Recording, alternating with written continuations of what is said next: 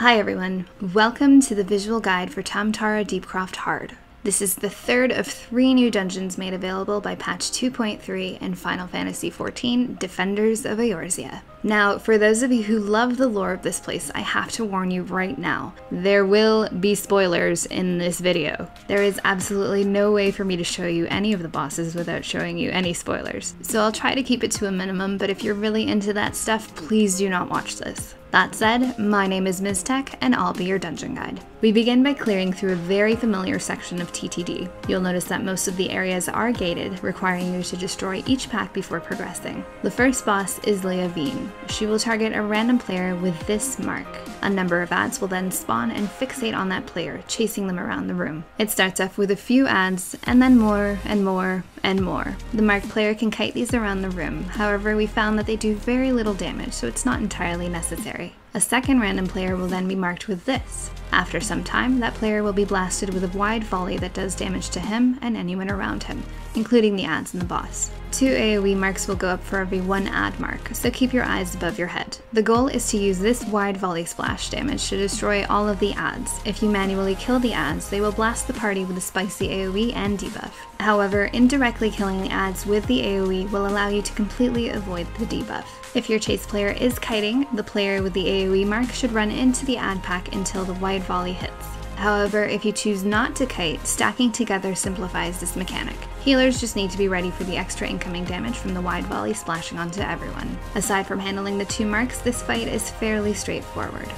The next set of trash has going through crypts and defiling graves. Sounds fun, right? For every coffin that you click on, you'll spawn a number of ads that must be killed before progressing further. The person to open the coffin will get stunned for a few seconds, so it may be best to have someone other than the tank open them and have the tank be ready to pick up the ads quickly. The groups of ads that spawn will change with each room, but mostly they can be AoE'd down. The second boss encounter has us trying to rescue Payo Rayo. Payo in the middle must survive the encounter, otherwise you will instantly wipe. Take note that he can be healed if necessary. As soon as we engage, a spare body will attack us, so tanks be ready to pick him up. This is the boss of the fight. Around the room you'll notice a number of portals. These portals will spawn void balls that will move around the room. Stepping into these balls will cause them to explode, dealing anywhere from 1 to 2k damage to the player. Should the boss get near any of these balls, he will be buffed, increasing his size and the damage he deals. If the balls are left alone too long, they'll detonate, dealing AoE damage and buffing the boss. The easiest way to deal with this is to have players intercept and pop balls as they come out, so you don't get overwhelmed. If you're on ball popping duty, make sure you don't run into one without sufficient health to survive. The tank should also take care to kite the boss around away from the balls as necessary. The boss has a pretty spicy cleave, so be sure to keep him faced away from the center of the room. Periodically, the boss will cast a ground AoE that leaves behind a void zone. Standing in this will afflict you with a bleed debuff, so be sure to avoid it. Continue busting balls and DPSing the boss. Near the end of the fight, 2 massive void balls will spawn that do much more damage on impact. Heal through these and burn the boss. More trash, more gates.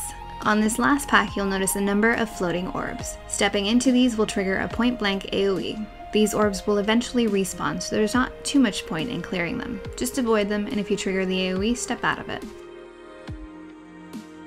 Finally, we arrive at the last boss. This is the weirdest boss in the game so far, and those twig hands are creeping me out. Nonetheless, it's a very interesting boss.